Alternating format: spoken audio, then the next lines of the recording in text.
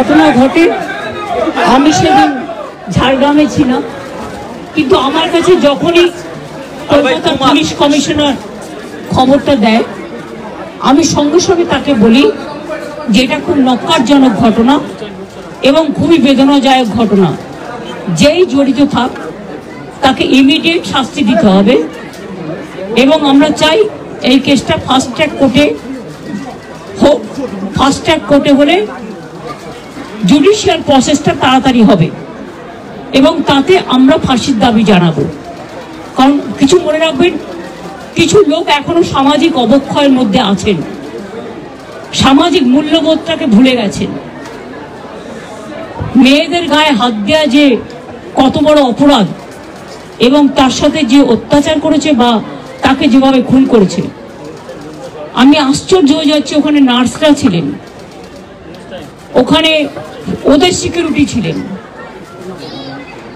সবাই ছিল, কিন্তু কি করে ঘটনা ঘটলো এটা এখনো আমি ঠিক বুঝতে পারছি না। পুলিশকে আমি বলেছি, বাবা মাও যেটা আমাকে বলেছেন যে ওদের ভেতরেই কেউ আছে।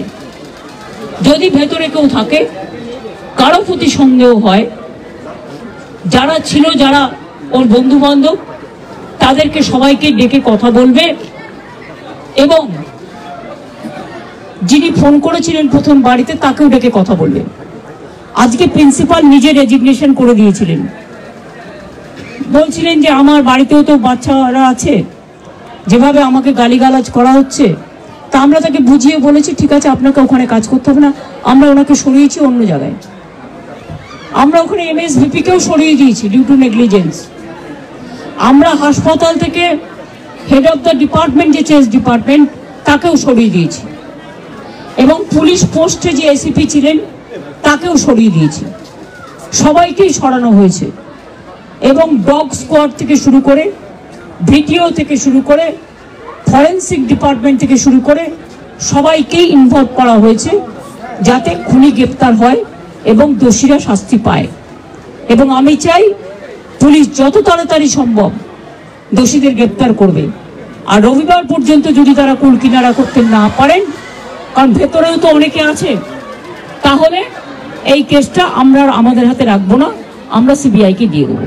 তার কারণ হচ্ছে আমার এতে কোনো পাওয়ার লেনা দেনা কিছু নেই, আমি প্রথম দিন থেকেই বলছি। কিন্তু ওদের সাকসেস রেট খুব কম।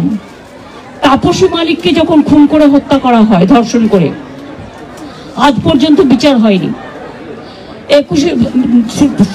সিঙ্গুরে এটা হয়েছিল, নন্দীগ্রামে যখন 14 জন গুলিতে মারা যায় বা 10 জন হারিয়ে যায়, আজও তারা ফিরে আসেনি।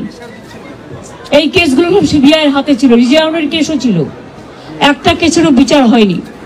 এমনকি রবীন্দ্রনাথ ঠাকুরের নোবেল প্রাইজ চুরি হয়েছিল, সেই কেসটাও ছিল, মানুষ কোনো বিচার পায়নি।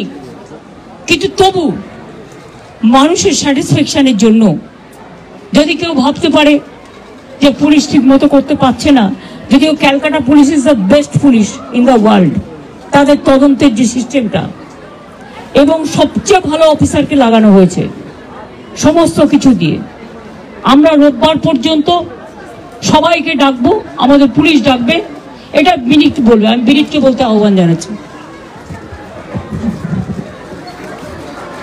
আমরা অলরেডি যে ইনভেস্টিগেশন প্রসেসের মধ্যে যারা যারা ওই পিওর কাছাকাছি ছিলেন, কোনো ধরনের কোনো কানেকশন আছে, ইনভলভমেন্ট আছে, প্রত্যেকটা লোককেই ডাকা হচ্ছে এবং ডাকা হবে যদি কারো না ডাকা হয়ে থাকে। এবং আমরা অলরেডি একটা হেল্পলাইন নাম্বার শুরু করেছি, ওর মধ্যে ডাক্তাররাও আমাদেরকে বলতে পারেন, অ্যানোনিমাসলি বলতে পারেন, ফিজিক্যালি এসে বলতে পারেন কি যদি কারো উপরে সন্দেহ থাকে, কি কারণে সন্দেহ আছে। ফ্যামিলি মেম্বার সঙ্গেও আমরা টাচে আছি। কালকে অ্যাডিশনাল CP1 পার্সোনালি এখানে এসেছিলেন, উনি ওনার ভিউটা জেনে গেছেন। আমিও আজকে এসেছি, ম্যাডাম এখানে এসেছেন, আমরা ওনার ভিউটা জেনে গেছি এবং ওদের সঙ্গে আমরা কন্টিনিউয়াসলি যোগাযোগে থাকবো এবং প্রোগ্রেস অফ ইনভেস্টিগেশন নিশ্চয়ই ওদের সঙ্গে শেয়ার করব। এবং আমরা